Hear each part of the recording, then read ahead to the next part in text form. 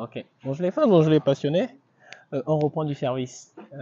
Mais aujourd'hui, je vais vous partager en fait une astuce dont je viens de discuter avec toutes mes équipes. Bon, vous savez, Binôme Farming, c'est d'abord la recherche de la compétence, du savoir et ensuite le partage d'expérience.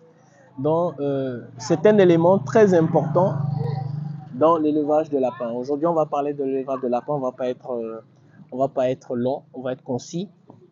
On va parler ici de la sélection de vos futurs reproducteurs et je fais un clin d'œil à tous les futurs, pardon, pas les futurs, les actuels euh, gardent la dernière importation de la gamme Optima 2.0 en Côte d'Ivoire.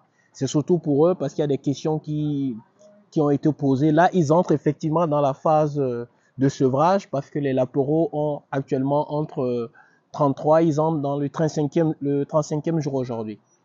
Vous savez, dans la vie du lapin, il y a 3 phases importantes.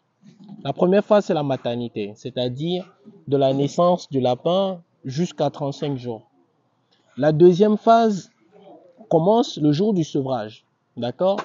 Et le sevrage qui est une activité ponctuelle, d'accord? Qui commence du 35e jour au 70e jour. C'est ce que beaucoup de gens appellent, c'est la phase généralement de croissance. D'accord? C'est la phase de croissance où évidemment ça vous permet, pour ceux qui vont à la viande, c'est la dernière phase. Mais ceux qui vont aller à la phase reproducteur, ça commence maintenant de la phase de croissance, c'est-à-dire 70e jour. Je parle bien sûr de la gamme Optima, 70 jours qui correspond à peu près à 10 semaines. C'est là qu'on commence la phase pré-cheptel. D'accord? Et la phase pré-cheptel, c'est ça qui détermine en fait la qualité ou les performances que vous aurez en reproduction. Et là, elle commence de 70 jours jusqu'à l'entrée en reproduction qui varie à peu près entre 3 mois et demi et puis 4 mois, selon le poids, selon la maturation. Et ensuite, maintenant, vous avez la carrière de reproductrice qui vient après les 3 mois et demi d'âge, les 4 mois. Vous voyez? Non, 4 mois et demi. Pardon, 4 mois et demi. Après les 4 mois et demi, 5 mois d'âge, vous avez la phase reproduction où la femelle commence sa carrière de reproduction. Ce qui nous intéresse ici, c'est la phase sevrage, le sevrage. Pourquoi c'est important? Et comment il faut sélectionner? Dans les vidéos précédentes, je vous ai dit comment est-ce que vous pouvez partir de quelques femelles, augmenter votre cheptel. Et le secret de la génétique pour maintenir les performances de la génétique sans qu'elle se détériore, c'est toujours prendre la F1 et accoupler avec le parental, c'est-à-dire le niveau supérieur au-dessus en termes de niveau génétique. Donc, comment sélectionner ces futurs reproducteurs? Comment ça se fait? Quels sont les paramètres que vous devez évaluer? Premier élément, vous allez regarder dans une portée.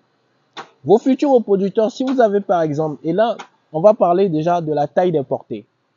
Une femelle qui fait 10 et qui à 35 jours ne me laisse que 5, 4, c'est pas une bonne femelle pour moi.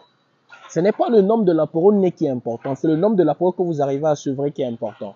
Donc le premier critère ici, c'est d'abord le nombre de lapereaux nés, mais surtout le nombre de lapereaux sevrés, donc c'est-à-dire les qualités maternelles de la femelle. D'accord?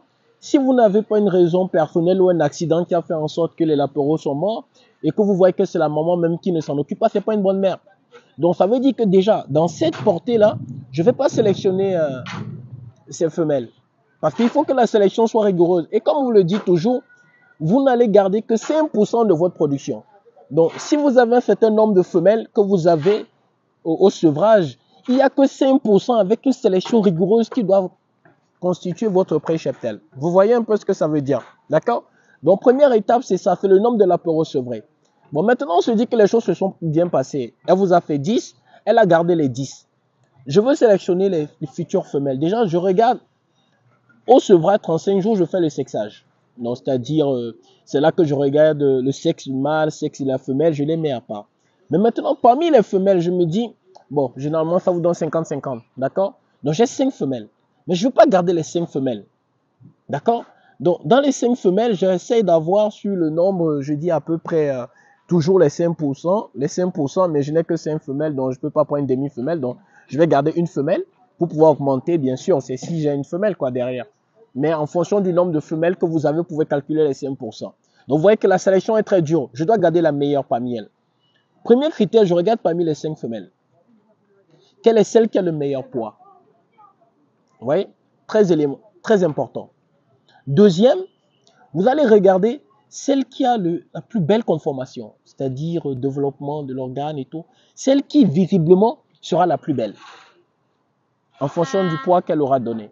Et c'est celle-là que vous allez garder. Donc, vous voyez que la sélection est très rude déjà à ce niveau-là. Donc, vous voyez, premier niveau, elle vient d'une portée de 10, issue d'une maman qui a gardé les 10 jusqu'à 35 jours. Et vous faites le sexage à 35 jours. Et là, elle est encore sélectionnée sur son poids. Donc, vous voyez que les gens sont éliminés progressivement. Et puis, il y a une chose aussi que vous devez savoir et qui fait en sorte que ça trompe souvent les gens.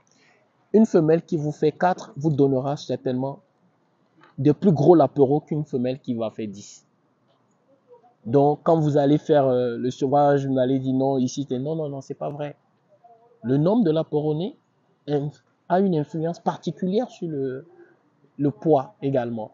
D'accord? Donc, plus la portée est grande, plus les lapereaux sont équilibrés. Ici, mais la gamme optimale fait homogénéité des tailles, des lapereaux et puis de poids à la mise bas. Donc, ce qui est très important. Donc, le deuxième élément, si vous voulez sélectionner les mâles, donc vous allez faire la même chose. C'est-à-dire, vous allez regarder, mais là, cette fois-ci, vous allez regarder le père. Donc, c'est-à-dire, il y a toujours, parce que la polyphysicité dépend aussi du père. Donc, vous allez regarder quel est le père quel est le mâle qui a couplé cette femelle qui a fait 10. Et dedans, vous allez regarder quels sont les mâles qui ont une meilleure conformation, qui ont une meilleure croissance et qui ont à peu près les mêmes traits que le papa. D'accord? Et ça, c'est très important. Et là, maintenant, vous allez garder. Et même si vous voulez vendre aux gens des reproducteurs, c'est dans ce lot-là que vous allez vendre des reproducteurs. Mais là, ce n'est pas souvent terminé.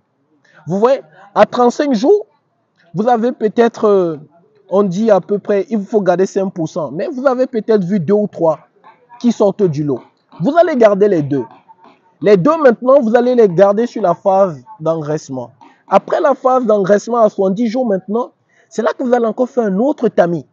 Vous allez regarder maintenant la croissance de chacune d'elles jusqu'à 70 jours. Et à 70 jours maintenant, vous allez encore revenir repeser. Et vous allez regarder, là maintenant, la vulve sera déjà développée. Elles auront déjà à peu près 10 semaines. La vulve est déjà développée.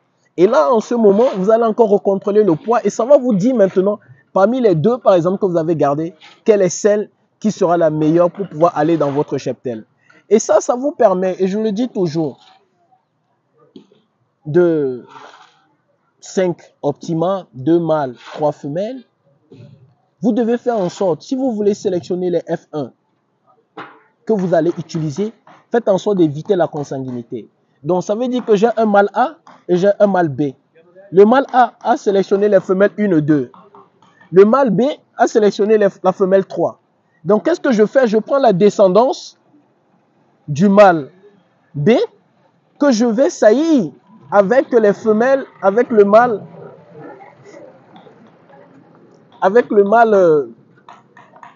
oui, je prends la descendance du mâle B que je vais saillir avec les femelles issues du croisement de mâle A sur les femelles 1 et 2.